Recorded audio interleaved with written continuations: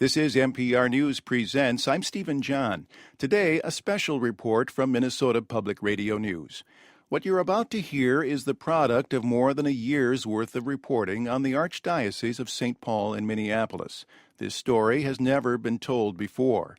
Hundreds of hours of interviews and thousands of documents make clear that church leaders knew they had abusers in the priesthood, and they did everything in their power to keep the situation quiet.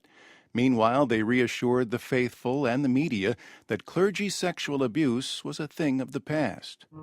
He should have said to me, "Your children could be in danger." "Okay, Father, okay." I was also just concerned that these people were in ministry and that people were at risk. Today, we decided it is imperative for us to reopen the investigation. The St. Paul Police Department is seeking victims of sexual abuse perpetrated by members of the Catholic Church. When I arrived here 7 years ago, one of the first things I was told is that this whole question of clerical sexual abuse had been taken care of. They were responsible to be the shepherds. They're the ones who were supposed to have stopped it. They had all the information, and they chose not to stop it. In this special report, Betrayed by Silence, we'll take you inside the cover-up led by 3 archbishops to see how and why the church protected priests who sexually abused children. Madeline Barron reports. Hail Mary, full of grace, the Lord is with thee. The Cathedral of St. Paul dominates the city skyline. The archbishop who built this seat of power a century ago is remembered in the street that leads to the state capitol below, John Ireland Boulevard. There are still more Catholics in Minnesota than any other religion. But the majesty of the cathedral and the faith of parishioners were rocked by a whistleblower in 2013. 39-year-old Jennifer Hasselberger grew up going to Mass at St. Casimir's Parish on St. Paul's East Side, praying for the archbishop. Like many Catholics, when we're at Mass, my mind still defaults towards the part in the Eucharistic prayer where we pray for our bishop. I still hear the priests of my childhood saying, "John, our bishop. John, our Roach, our bishop."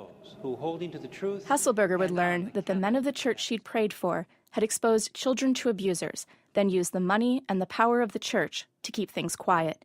Although she was a devout Catholic, Hasselberger was something of an outsider in the chancery, the first canon lawyer who wasn't a nun or a priest. For 5 years, she served as Archbishop John Neinsted's top advisor on church law. She handled the church's most secret documents and stumbled across troubling information about sexual abuse by priests. She alerted church leaders that children were in danger. Church leaders dismissed her warnings. In April of 2013, Hasselberger resigned, but she felt burdened by what she knew. In July, she called NPR News. I absolutely believe that we have priests in our parishes currently who have either committed acts of sexual abuse against a minor or who we have more than adequate reason to believe are capable of doing so. Hasselberger's revelations stunned parishioners. No one at such a high level in any diocese in the Catholic Church in the United States had ever come forward to expose the cover-up. She revealed a carefully guarded web of secrets and a culture bred to protect the Church at any cost. To some, it was an old story. Sexual abuse in the Catholic Church has been in the news for decades. But what Hasselberger revealed was that what most people think about the scandal is wrong, especially in the Twin Cities. Church leaders here had claimed to be national leaders on the issue and avoided scrutiny by assuring parishioners and reporters the problems lay elsewhere. One by one, NPR News stories exposed what the Archdiocese had tried to keep secret for decades. The fallout was immediate. The Vicar General resigned within days. Police opened criminal investigations, Catholics held protests, and Neinsted canceled his public appearances. Neinsted and former Archbishop Harry Flynn declined to be interviewed. In mid-November, Neinsted recorded a statement announcing he would bring in an outside firm to review clergy files. We also want to assure the public that in all cases under my leadership, we have complied with mandated reporting requirements to law enforcement. Serious mistakes have been made in the Archdiocese's handling of abuse cases. It was something victims have heard before. Mistakes have been made. Mistakes! I mean, I just wanted to scream it. Unbelievable. They are unable to tell the truth. Call it what it is. Sexual crimes against little children. Cheryl Harity's son Brian was one of the first local victims to come forward to police more than 30 years ago, back when it was unthinkable that a priest would rape a child. Cheryl and her husband Jeff shake their heads as yet another bishop pledges that protecting children is his #1 priority. They think the problems uncovered by Hasselberger can be traced to an arrogance that stretches back decades. Their son Brian was abused by Father Gilbert Gustafson in the late 70s and early 80s when the family attended St. Mary of the Lake Church in White Bear Lake. Brian told police the priest forced him to perform oral sex. One time it even happened on the family's porch, while his mother watched TV inside. As an adult, Brian struggled with memories of the abuse and lost himself in drugs and risky sex. At age 28, he made a cassette recording in his bedroom. Hi, my name is Brian Harity, and the reason why I'm making this tape is because I know I'm dying of AIDS. And I feel a little awkward doing this, but I hope that in the future, whoever happens to come across this tape, and maybe if God puts this tape in your life for a reason, that it would have some impact on somebody else's life. Brian talked about the abuse. And at 14 years old, seen a lot of life. I'd been sexually abused by a Catholic priest for 5 years, 4.5 years. Tore up in court systems. Left even feeling lonelier than I started. Brian Harity died of AIDS a short while later, from a sexual contact as an adult. His father Jeff says the abuse destroyed his son. I watched my son, who was a loving little boy who used to get on my lap and watch football and giggle and just very innocent, go from that to something I couldn't even explain. And he died of AIDS. They murdered my child. The Haritys told the Archdiocese about the abuse in 1982, and Archbishop John Roach sent Gustafson away for treatment. In the 80s, the church was used to handling problems internally to keep things quiet. Church leaders hired therapists who told them what they wanted to hear, that priests could be rehabilitated. But bishops had known since the 60s that treatment failed. When priests came back, they would often abuse more kids. Police wouldn't learn about Gustafson's abuse until Brian's therapist reported it. Tom Foley was the Ramsey County attorney at the time, and a Catholic himself. He remembers facing resistance from church leaders who did not want criminal charges brought against one of their own. Several priests or monsignors met with me and were trying to persuade me that that treatment would be a better option and that Father Gustafson should not be prosecuted as a criminal. I disagreed. I thought these were outrageous activities and that he should be prosecuted. Gustafson's attorney told police the priest probably had sexual contact with fewer than 10 kids. Gustafson was only charged with abusing Brian. He pleaded guilty and was sentenced to 6 months in jail. Jeff Harity remembers the show of support Father Gustafson got in court. They had all these clergy in the back without their vestments on, hugging and kissing Gustafson, feeling bad for him. Harity saw another priest from their parish sitting over on Gustafson's side. And after it was all over, I went over to him and I said, "Why aren't you with us? What are you doing with them?" No answer. So there are no priests with you? No one. I didn't get no hugs. In fact, I wouldn't want a hug from them anyhow. But, they're over there hugging and crying, and what's that all about? Here we are sitting there, the three of us alone. That was one of the most painful scenes that I've been a part of. The Haritys believed they were alone, that the abuse was an isolated incident, but the church knew it wasn't. In the 1950s, a cleric who treated pedophile priests realized he couldn't cure them. He proposed an unusual solution. The Catholic Church should buy a deserted island in the Caribbean and warehouse pedophile priests far away from children. Church officials said no. The Gustafson case in Minnesota in 1983 did not attract much attention. That same year, a much bigger scandal was brewing in southern Louisiana. The man sent in to control the scandal would later emerge as a key figure in the Twin Cities and on the national stage, Bishop Harry Flynn. The events in Lafayette inspired the first discussion among the bishops of this problem on the national level. Flynn would use his claims that he'd healed the Diocese of Lafayette to advance his career. His friends would talk about how he'd trekked across bayous and dirt roads to reach out to victims. The Catholic hierarchy would later use Flynn to save it from an even worse scandal years later. There was just one problem. Flynn's story wasn't true. The Louisiana case was a disaster. Deep in Cajun country, a young priest named Gilbert Gauthier had been caught abusing hundreds of boys in rural churches along the bayous and sugarcane fields. Gauthier had won the trust of parents by taking their sons on camping trips. He held altar boy practices at 6 a.m. as an excuse for boys to sleep over.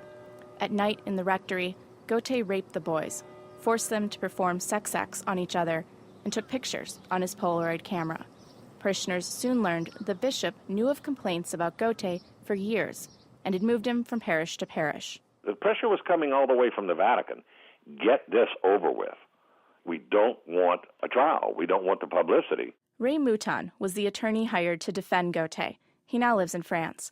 Mouton was so appalled by his client's actions that he made an unusual request. I asked the diocese to let us identify every victim we could. There were so many. He testified under oath in a deposition that there were probably more than 200. But to identify every possible victim by using school yearbooks, old altar boy rosters, and to reach out to those victims. The diocese refused. And from that point on, I was pretty much persona non grata. Gauthier was sentenced to 20 years in prison. The diocese offered more than $1 million to 9 families to settle their cases quietly, but victims kept coming forward, not just about Gauthier, but other priests as well. The elderly bishop who'd covered up the abuse fumbled in his response. He froze talking to victims. He gave a disastrous interview, and the local paper called for him to resign. The Vatican embassy watched with growing concern as it became clear the bishop was in over his head. He needed to be replaced. The Vatican turned to a parish priest in upstate New York named Harry Flynn. Embassy official Thomas Doyle led the search. Flynn's name came on the radar fairly quickly because we did know who he was. We knew of him. And he did have this reputation. I believe he had given priests retreats and conferences, that kind of thing. And he had a reputation of being a, really good guy, very pastoral, very compassionate. And that's why we focused on him rather than a company man who would be purely administrative. Flynn arrived in Lafayette in 1986. Doyle urged him to meet with Ray Mouton, the priest's attorney. Because I said, Ray knows the situation better than anyone else. He knows the ins and the outs. He knows the deep layers, and he can help you more than anyone else. Flynn arrived in Lafayette. I saw the media, and I heard his statements, and my phone didn't ring. My office was 4 blocks from his office.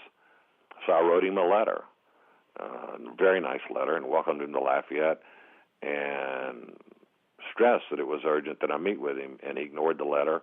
He did not want to meet with the person that the canon lawyer in the Vatican embassy directed him to. He met with the diocesan lawyers and took their tact. I mean, the clerical arrogance came out immediately. Doyle was disappointed. His hand-picked bishop was a company man after all. Doyle was soon forced out of his job for demanding the church protect children. Once Flynn arrived, he directed attention away from the scandal. Clergy abuse faded from the headlines. Flynn welcomed Mother Teresa for a packed event at the Cajun Dome. He said a special mass for lawyers.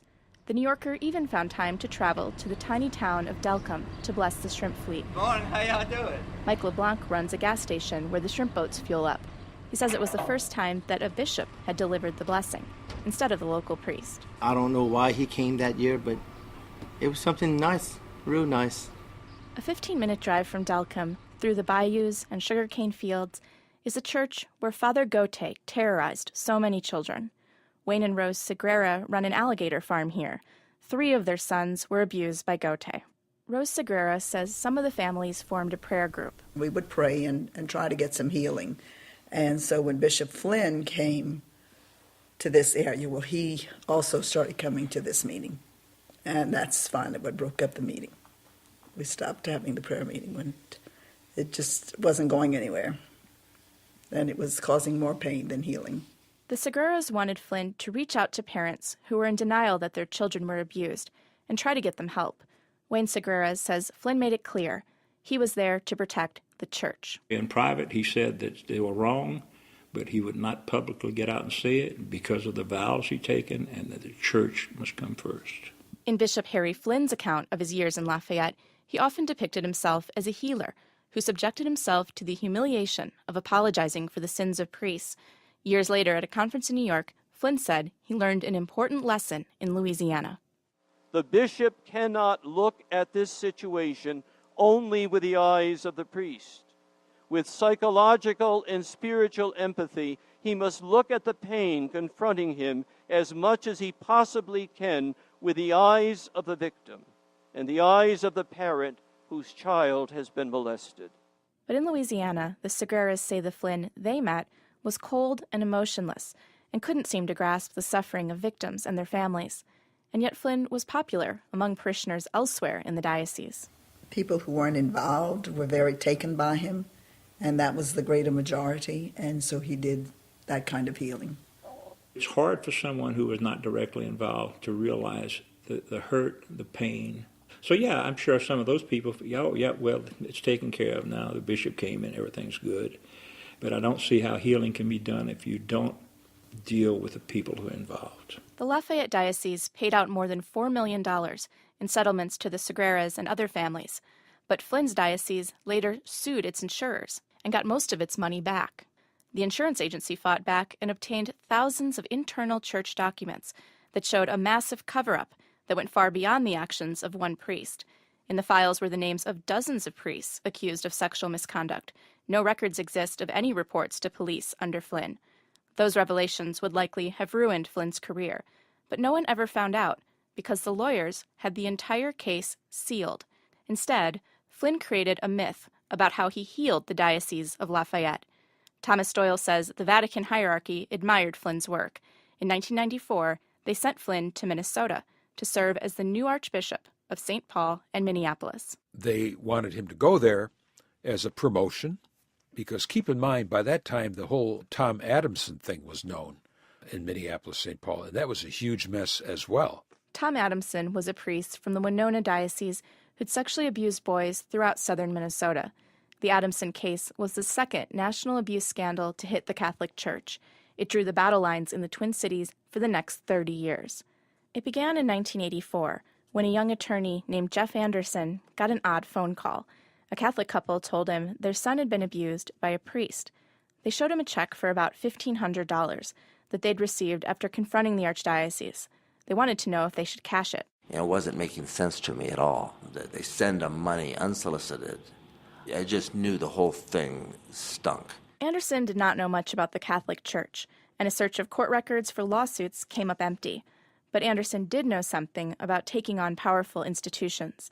He'd represented gay men beat up by police at bathhouses, and an African-American man who was charged with trespassing for using a bathroom at a wealthy all-white church. Anderson walked up to the chancery with his lawsuit. The next day, the lawyers called me and said, "What do you want?" I said, "Well, I want the priest out now." And they said, "Okay, we are removing him today." I said, "Good." And they said, "What else do you want?"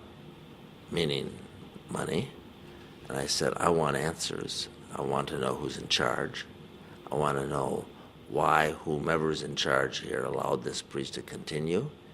And they said, "Well, the Archbishop, John Roach, is the one that's in charge, and he makes all the decisions." And I said, "Well, then I need to ask him questions under oath and take his deposition." And they said, "That's impossible. That would never be done. That has never been done. That's not going to happen." Anderson threatened to file the lawsuit in court if Roach refused to talk. The threat worked. The church agreed to answer Anderson's questions. Under oath in 1986, Roach and Winona Bishop Loris Waters denied knowing about Adamson's sexual interest in children, but Anderson had done his homework. He tracked down a father who said he told Waters a decade earlier that Adamson had abused his son. Roach had dismissed another father's complaint about Adamson a few years later. Anderson had caught two of the most prominent men in Minnesota in a cover-up. Roach's men called Anderson to settle. They said, we want to offer $1 million with the usual confidentiality agreement. And I said, did you say usual? They said, yes, usual is what we do. And I said, you mean you've done this before? They said, well, yes, this is how we handle settlements like this. Anderson suspected that Adamson had abused dozens of kids and that he wasn't the only priest Roach was protecting. But with a secret settlement, no one would know. That night, Anderson couldn't sleep. In the morning, he went to see his client, Greg Riedel, and asked him to do something he knew sounded crazy: turn down the $1 million settlement and expose the cover-up in a public lawsuit. And he said, oh, that's a ton of money. I said, I know, it's huge, but it's wrong. And what they've done is wrong. And there's other kids, Greg. And he said, oh, Jeff, I know. He said, okay, I trust you. Turn it down, but turn it down quick before I change my mind. Anderson rushed over to the courthouse to file the lawsuit. Then he called every reporter he knew. On a February morning in 1987, Minnesotans awoke to front-page headlines revealing Catholic leaders had protected a predator.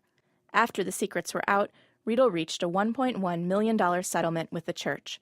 Anderson took another Adamson victim's case to trial 2 years later. Jurors have been listening to closing arguments in the case of a man who is suing the Catholic Church because he was sexually abused by a priest. The jury awarded Anderson's client $3.5 million, most of it in punitive damages that insurance would not cover.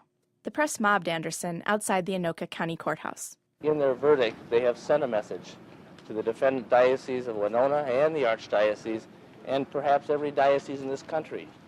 And to my knowledge, there is no diocese in this country in the church that has ever been held to account in punitive damages for wrongful conduct of this kind. And so in that sense, it's a real significant message. A judge later reduced the amount, but Anderson has been battling the church ever since. Roach was stunned by the verdict, as reported by NPR News. Archbishop John Roach of the Twin Cities held a news conference after the verdict was announced. He said the entire society was ignorant about child sex abuse 10 years ago, and so were church leaders. Roach gave his assurances that the church has instituted new policies in the past few years, and he says it's highly unlikely this kind of long-standing sex abuse could happen again. We followed the best advice that we had available to us at that time, and we followed the best knowledge that we had of the nature of pedophilia. Our decision certainly did not represent either willful indifference or reckless employment. But it was willful. Roach was a powerful figure in St. Paul, decisive, confident, and beloved by parishioners. Roach was also fiercely loyal to his priests. Rather than report allegations to police, he transferred abusers from one parish to the next and quietly sent some of them to treatment. To victims, he offered regret and talked about the importance of healing and moving on. Victims, for the most part, stayed quiet. The scandal was contained, but not for long.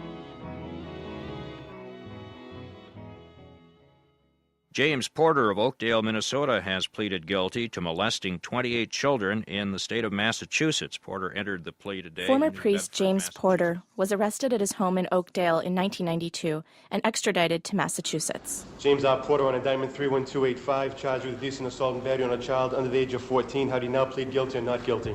Guilty. Bishops responded to the Porter scandal by creating a national committee to review the church's response to clergy sexual abuse. They appointed Archbishop Roach and the bishop from Lafayette, Harry Flynn. Victims were beginning to get organized too. They were meeting across the country as part of a group called the Survivors Network of Those Abused by Priests. David Classie of St. Louis was the group's national director.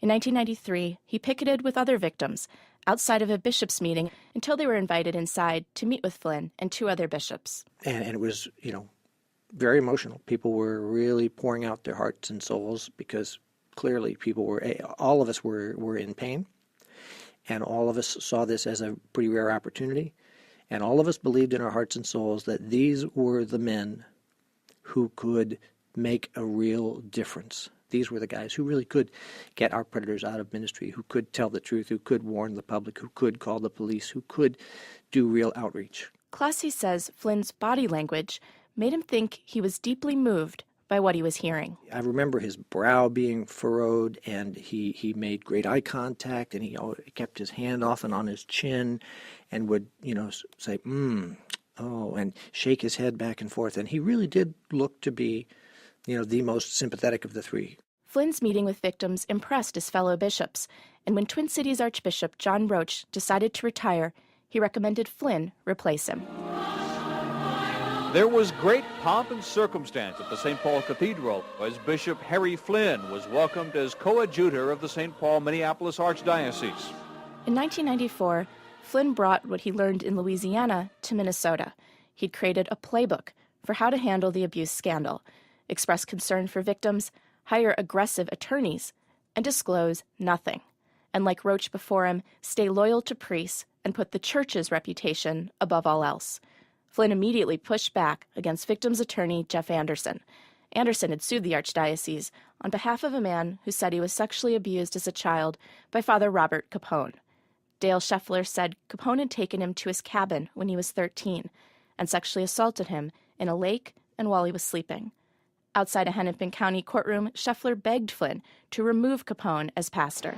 Archbishop, I come here today to ask you to please remove him. How can you go on living and knowing that they're doing this? Please, I'm asking you to remove these people, to remove all these priests that are doing this, to these kids that are getting hurt. Later that day, Flynn removed Capone, but stood by the priest's claim of innocence. The jury awarded Scheffler $1.2 million, but the case was overturned on appeal because the statute of limitations had run out. What Flynn did next signaled he was willing to play hardball with victims. The archdiocese billed Scheffler for its legal costs, though it never collected. Flynn's attorneys wanted to put a stop to Anderson's lawsuits. In 1996, they convinced the Minnesota Supreme Court to drastically limit the window for victims to sue. Victims now needed to file before they turned 24. Since most victims don't come forward for decades, the ruling slammed the courthouse doors shut. Anderson had to watch from the sidelines as Flynn promised to kick out offenders and protect children. He suspected Flynn was lying, but he couldn't prove it without the ability to sue. People didn't have any way of knowing what we knew and believed, and I had no way of showing them or proving to them in the courts or through the media that they weren't any better. They weren't any cleaner, that they were doing the same things now that they had done in the past. They're just doing them a little differently, and their PR machines were effectively convincing people that the problem was in the past when it was very much in the present. With Anderson out of the way and reporters convinced the story was over, Flynn was free to handle abusive priests however he wanted. He kept all of them in the priesthood and never called police. The cover-up continued. So why would the church protect priests who've raped children? The answer lies within the culture of the organization itself. Like the military or police, the priesthood is a closed group that protects its own. It's a brotherhood that defends the institution above all else. But what makes the priesthood more secretive than other groups is the requirement of celibacy. Celibacy is a sham. Richard Sipe is a therapist and former Benedictine monk. He's an international expert on sexuality in the priesthood. Sipe says celibacy doesn't cause pedophilia, but the priesthood can be a refuge for predators. Sipe says total celibacy, no sex, no masturbation, no sexual thoughts, is nearly impossible for most priests. And those sexual sins drive the cover-up. It's a secret society, and this is a dimension of the secret society. I know this about you. You try and do this to me. I will reveal this about you. So let's just live in peace and keep our secrets and go on. Documents show that for some priests in the Twin Cities, those secrets involve sex with prostitutes, married parishioners, or even other priests. For others, they involve crimes against children. Most of the time, those children are boys. A study funded by the Catholic Church in 2002 found about 80% of the time the victim was male, most of them preteens or teenagers. Sipe says Catholic parishioners expect some secrecy because it serves a purpose in the church. You go into a confessional to a priest and you expect him to keep your name and identity and your faults secret. It's a great service to humanity in terms of being able to trust at least someone else with the deepest truth of yourself. But what happens is that the church spreads that. It's called a creeping infallibility and a creeping secrecy, so that everything that would cause scandal is now kept secret and supposed to be kept secret. And by the way, if you don't keep those secrets, the father is abusing these boys, you're ostracized. There are also more practical concerns for bishops to consider. They want to protect the financial assets of the church from lawsuits. So in this closed society, filled with sexual secrets, victims who speak out are treated as threats. Archbishop Flynn's right-hand man in managing victims and abusers was an ambitious priest named Kevin McDonough. McDonough had served as vicar general under Roach and continued in that role under Flynn. Nobody knew more about the clergy's sex abuse scandal and the cover-up than McDonough. The politically savvy priest showed sympathy to victims and claimed to be an expert on abuse. In this nationally distributed training video, the Archdiocese made in 1992. Abuse is an old problem, newly understood. The reality is that sexual misconduct has existed for a long time. One of the most positive things is that in the last decade or so, there's been an explosion of understanding in the church and in the general society. McDonough also spoke eloquently in the media about the church's effort to restore trust. Here he is in an NPR News story in 1990. We have to work hard to make ourselves trustworthy again. I happen to think, my own prejudice is that we're trustworthy, but people have to come to believe that. The only way they're going to believe that is to have some experience with us. That's probably going to take the better part of a decade. I kind of view what we're doing in this period as making up for a lot of bad practice in the past. McDonough's line was always the same. This scandal is behind us. It was his message in the 80s, the 90s, the 2000s, and even last year. McDonough's charm and skill as a strategist would help protect the Archdiocese as the worst scandal in the U.S. Catholic Church exploded in Boston in 2002. This is the 10 o'clock news on Boston's WB56. Boston today, a community in shock. NBC News in depth tonight, crisis in the church, sexual abuse of children by priests. And yet another apology from Boston's pulpit for failing to protect children from a pedophile priest. The Boston Globe broke the story of how powerful men had protected a serial predator in one of the wealthiest archdioceses in the country. Bishops panicked as reporters uncovered similar scandals in other dioceses across the country. The faith of the nation's 65 million Catholics and the church's wealth and reputation were on the line. Bishops needed someone with credibility to restore trust. Harry Flynn was the obvious choice because he hadn't been tarnished by past scandals. His stories about his time in Lafayette had established his reputation as the healer bishop. He'd managed to silence the scandal without being accused of a cover-up. He'd also protected the church in St. Paul. Bishops appointed Flynn to lead the national response at a conference in Dallas. This is a defining moment for us this morning as bishops. A moment for us to declare our resolve once and for all to put a plan in place and to commit ourselves to that plan so as to root out a cancer in our church. Flynn even tried to turn the scandal into a positive for the church. There's no institution that has looked at this phenomenon in such a comprehensive manner. So in order to come up with some good results, protection for the future, and also for us to be some kind of a witness to the rest of our society, we must do this right, and it's going to take time. Flynn headed a committee that drafted a national policy on clergy sexual abuse called the Charter for the Protection of Children and Young People. The media hailed it as a historic document. After much forceful debate, a new plan to rid the church of abusers. The bottom line? For even a single act of sexual abuse of a minor, past, present, or future, the offending priest or deacon will not remain in ministry. But the charter was not a watershed document.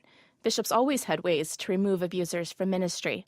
Just 1 year earlier, Pope John Paul II had ordered bishops to send all abuse cases to the Vatican for possible dismissal. It was a chance for bishops to clean house. The charter was more of a public promise than anything else, a promise made by the same bishops who'd just been caught covering up abuse. There was no accountability for bishops. They opted not to punish themselves if they failed to follow it. Throughout the Dallas Conference, bishops expressed regret that children had been abused. They invited David Classie, the victim who had met with Flynn nearly a decade earlier, on stage to speak. Classie described the sexual abuse crisis as an infection within the church. Don't settle for cheap talk, for grave expressions of concern.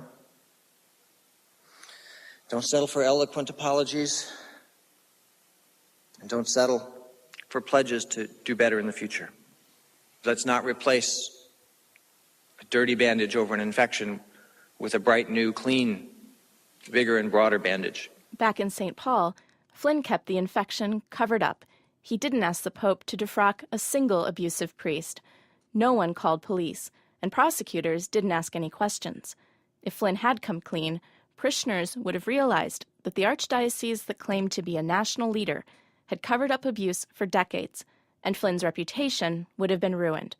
While Flynn traveled the country praising the charter, back home, Vicar General Kevin McDonough was busy managing the cover-up. McDonough negotiated with some abusers to take early retirement. Flynn could have forced the priest to retire, but he thought a voluntary approach would be more discreet.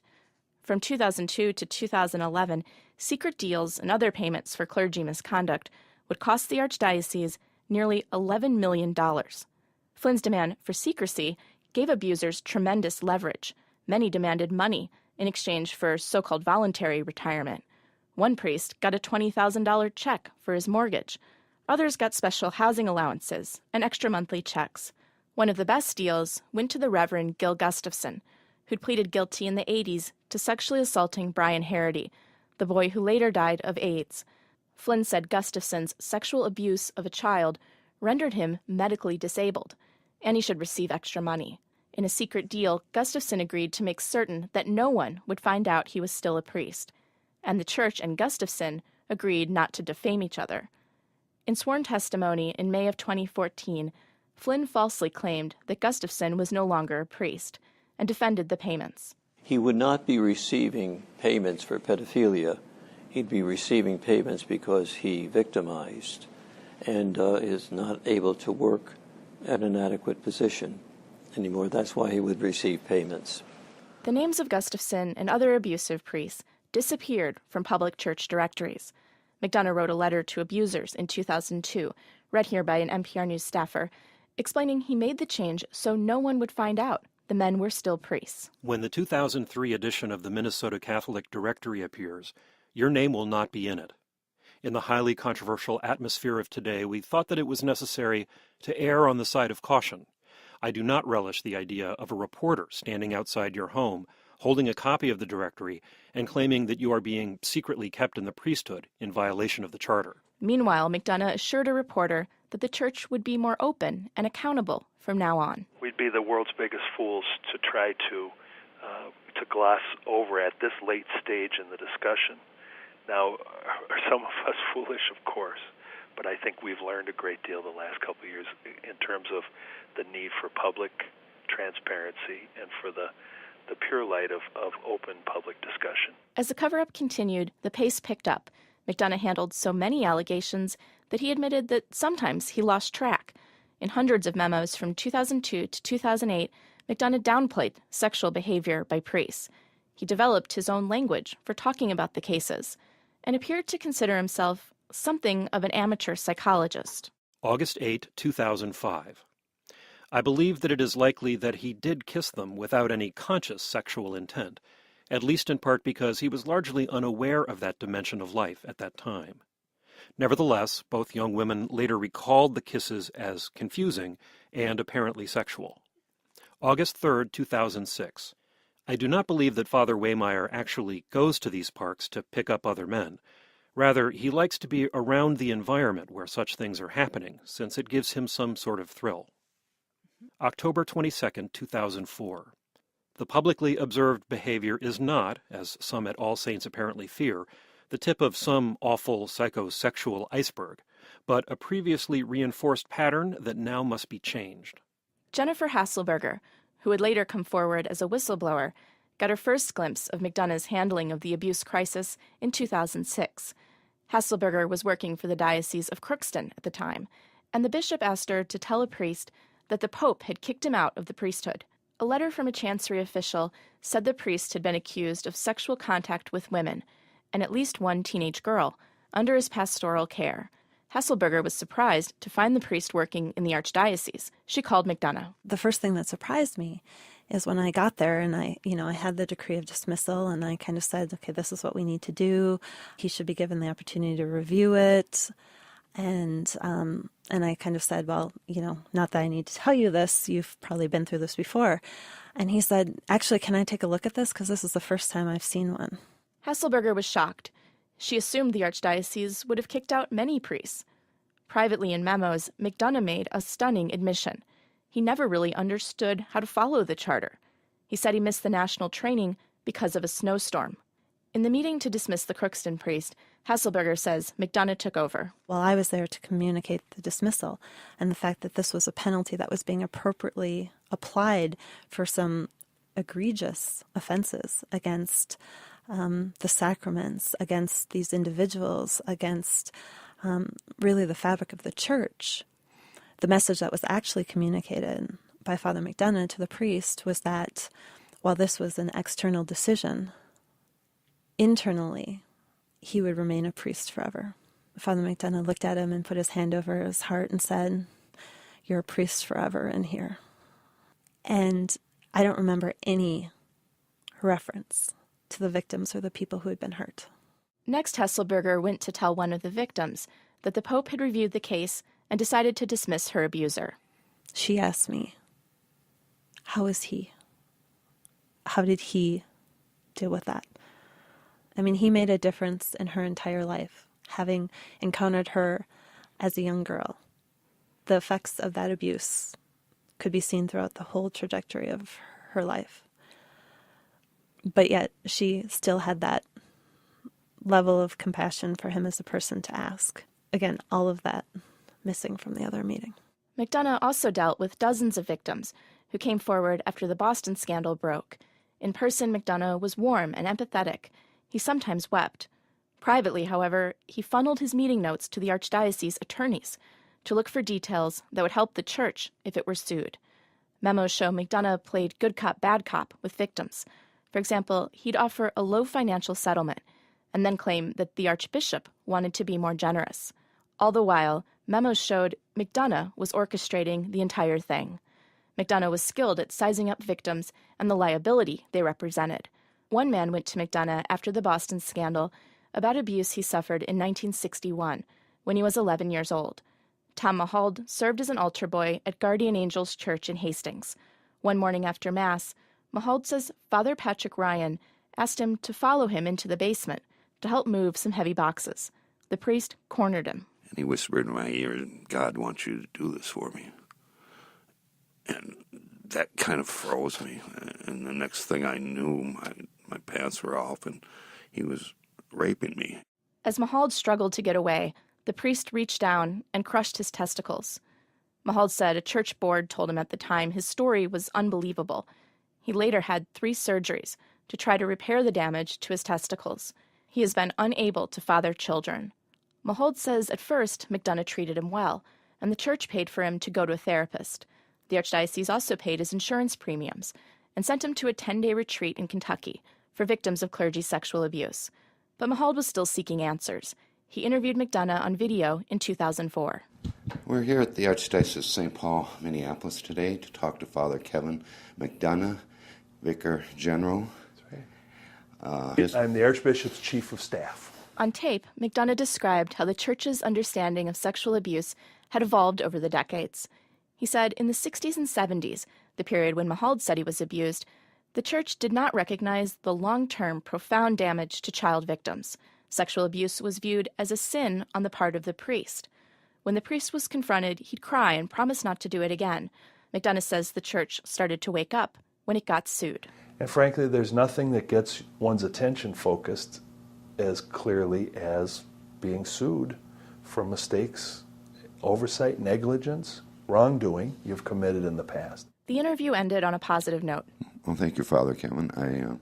just like to say in closing, I think you treat me very fairly and openly, and I thank you for taking a leadership role in this issue. Tom, I've had a lot of respect for you, and you've never treated me with anything less than human respect and Christian, and so I think that's been a good thing, back and forth. I'm grateful for the chance to respond to your questions. 2 years later, Mahald approached the Archdiocese for a settlement. He wanted to use a mediator who specialized in restorative justice. That's when Mahald says his relationship with McDonough changed. The Archdiocese hired private investigator Richard Setter to look into Mahald's claims. Setter handled many such cases for the church. He interviewed Mahald about the abuse, and Mahald offered medical records dating back to the late 1960s. He also asked Setter to interview his brother and sister, who knew that he had suddenly quit being an altar boy. Setter did not call them. He determined that the abuse could not be substantiated. Setter said there was not enough evidence to link Mahald's injury with the abuse because the hospital had destroyed its records from the early 60s. They hired somebody that worked for them to prove me wrong. McDonough wrote a letter to Mahald telling him the Archdiocese would be cutting off its financial support at the end of the month. I hope this information, painful as it is, may in its own way be helpful to you in your process of self-understanding. Mahald challenged the investigation. McDonough refused to let him see the investigative file. The case was closed, and once again, Mahald was left feeling like the church had called him a liar. McDonough's hardball tactics worked. Mahald never sued, nor did most victims. McDonough and Flynn managed to contain the scandal. Victims stayed quiet. The names of priests stayed secret. And no one knew how big the cover-up really was.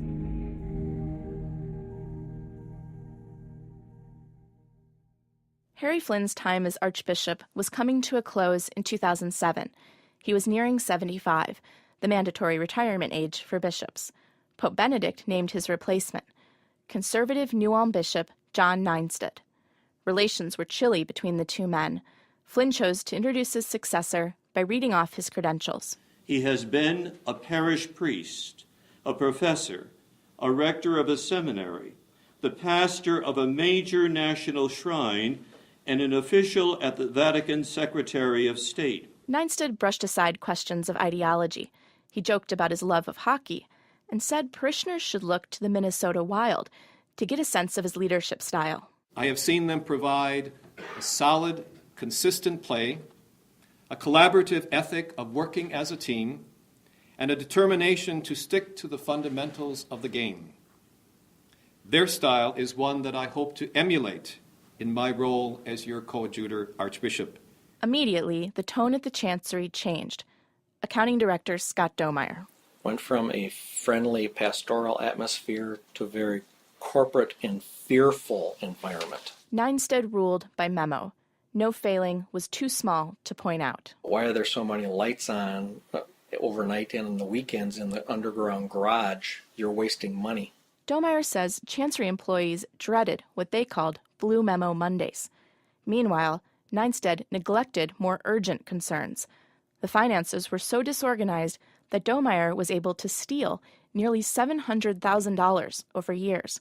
He got caught in 2012 and sent to prison. Neinstead brought in his own team. He removed Father Kevin McDonough as the top deputy. For the first time in nearly 2 decades, McDonough was out of the inner circle. The Archbishop hired an outsider to advise him on church law. Jennifer Hasselberger shared Neinstead's meticulous attention to detail, so much so that other senior officials found them grating. She also ran the records department, which gave her access to thousands of top-secret memos and handwritten notes kept locked in the Chancery vault. The priest files were just an absolute mess. Incriminating documents on the sex crimes of priests had been removed. Hasselberger found them stashed in boxes in the basement of the Chancery. Her staff got to work merging the files, so that when a priest came up for an assignment, the Archbishop would have his complete history. It didn't take long for Hasselberger to uncover a far worse problem. Several priests who had been accused of sexually abusing children were still in parishes, and the Archdiocese wasn't following orders from the Vatican on how to handle them. The unraveling had begun. That summer, a visiting priest from Ecuador had fled during a criminal investigation into whether he had sexually abused a 4-year-old girl. No one had reported it to Rome. A Chancery official told Hasselberger he didn't know they were supposed to. I mean, you could literally go to Google and say what to do when a priest has been accused of sexual abuse of a minor, and they would pull up. I mean, anybody could find it. And so the idea that they were unaware and that hadn't been done just completely had me taken aback. Neinstead would later claim that he had no idea his deputies weren't following the rules. But internal memos show that Hasselberger warned Neinstead during her first month on the job that the archdiocese was out of compliance with church law. When priests came up for assignment, Hasselberger checked their files. Sometimes she found disturbing information, like with the case of Father Curtis Waymeyer. His file showed a long history of sexual interest in young men. Hasselberger alerted Neinstead. And I remember thinking that at the time, all I have to do is, tell him this, and the argument is done. Neinstead brushed off her concerns and kept Waymeyer in ministry. Waymeyer went on to sexually abuse 2 boys. He's now in prison. Hasselberger also clashed with Neinstead's top deputy, Vicar General Peter Laird. And I remember, one night in particular, it being after hours and me going to Father Laird's office with a file regarding a priest who I think the charter applied, and him turning around and actually looking at me and saying, "Do you think we have priests in ministry now that have sexually abused children?" And I said, "Yes." And he just turned around and went back to typing at his computer. Hasselberger kept digging. She found the secret financial deals that Flynn had made with abusers and told Neinstead. But she wasn't getting much traction. She was just one voice among Neinstead's top advisors, the lone woman. And she wasn't a priest. She argued with co-workers, and Laird suspended her in late 2012 because of a conflict with another employee. Near the end of Hasselberger's time at the Chancery, she saw a memo by accident from Auxiliary Bishop Lee Pichet. Bishop Pichet's memo talked about how I was belligerent on these matters. And at first I was really hurt about that. Like that they would talk about me behind my back in this way and put in memos and things like that. But then I got to thinking, I'm like, if staring in the face of abuse that could have been prevented wouldn't have prompted me to belligerently, if you want to use their term, argue for basic steps to protect children, then I would be very ashamed of myself. Hasselberger resigned in protest in April 2013. In her resignation letter, she urged Neinstead to publish the names of abusive priests and commission an independent review of clergy files. Neinstead's reply was brief. His letter said that he accepted my resignation and he had enjoyed working with me. And that was the extent of it. Neinstead would soon face a change in the law, an aggressive attorney, and a whistleblower who knew all the secrets. Less than a month after Hasselberger's resignation, the Minnesota legislature overcame decades of resistance from the Catholic Church and passed a law that gave victims whose cases had been shut out a chance to sue. Victims' attorney Jeff Anderson, who'd spent decades gearing up for this moment, unleashed dozens of lawsuits. The Archdiocese consulted with bankruptcy attorneys. And in July, Hasselberger called NPR News. NPR aired its first investigative report on what the church knew about Father Curtis Waymeyer in late September. Many Catholics responded with shock and anger. Vicar General Peter Laird resigned within days. Neinstead responded with promises of transparency. He convened a task force and hired a firm to review clergy files. A judge forced the Archdiocese to do something victims groups had demanded for years: disclose the names of abusive priests. Behind the scenes, the Archbishop faced an uproar from his own priests over his role in the cover-up. A secret recording of an October meeting shows priests furious with their bishop. Archbishop, you're a liar, you're a thief, you're a coward. That's what I mean. Over boos from his fellow priests, the man said he wasn't the only one who thought Neinstead was a liar, a thief, and a coward. His parishioners called Neinstead a liar because he knew about the problem and kept moving abusers around, a thief because he used church funds to cover it up, and a coward for hiding from the media for 3 weeks after the story broke. In videotaped depositions, Anderson questioned Neinstead and his predecessor, Harry Flynn, about the cover-up. Flynn professed little memory of abusers, answering he didn't know more than 130 times. I was out of the diocese a great deal doing talks on the charter and trying to get dioceses on board, and it's unfortunate that we did not pay more attention to this as a result. Anderson grilled Neinstead on why he'd continued the cover-up. From 2008 until 2013, you made the choice to keep that list secret, did you not? It already had been kept secret, and I didn't see any reason to disclose. Some parishioners and priests have called for Neinsted's resignation. A few have even written to the Pope. But parents like Cheryl and Jeff Harity are pessimistic the church will change. It's been more than 30 years since their son was abused. Jeff Harity says he's heard too many promises. When you get these reports coming up that the church does it, oh, yeah. Then all of a sudden, 2 months from now, it's gone and we're on to another subject and nothing changed. Still children out there getting, abused. And then it'll be another big thing that'll come up, and then they'll talk about it again, and then it'll go away again, and on and on and on. And until they're held up to somebody else's standards and are accountable, it isn't going to change. More than a decade ago, Catholic bishops vowed to change. Hasselberger revealed the cover-up never ended. At the time she resigned in 2013, some accused priests were still in ministry. Despite all their public promises, church officials showed no interest in removing them. The Archdiocese is going to have to be called to account in a public forum in order for anything to change. And so, my hope was that we'd have a grand jury or something similar that would really be able to shine a light on what's taken place. Ramsey County Attorney John Choi has refused to convene a grand jury. Nearly 1 year into the scandal, no one has faced criminal charges. Police have not asked the Archdiocese to turn over all of its files. Even today, the church is still refusing to disclose the names of every priest accused of sexually abusing a child. Neinstead, Flynn, and other top officials have declined interview requests since September. Hasselberger says, regardless of what happens in St. Paul, church leaders will eventually have to face what they've done. As Catholics, even if it doesn't happen in this life, we know it will in the next. There'll be a reckoning. Betrayed by Silence was reported by Madeline Barron and produced by Sasha Aslanian with help from Meg Martin, Tom Scheck, and Lori Ewan. It was edited by Mike Edgerly. It was mixed by Eric Stromstad and Rob Byers. The project editor is Chris Worthington. You can find all the stories in our Betrayed by Silence series at mprnews.org/betrayed.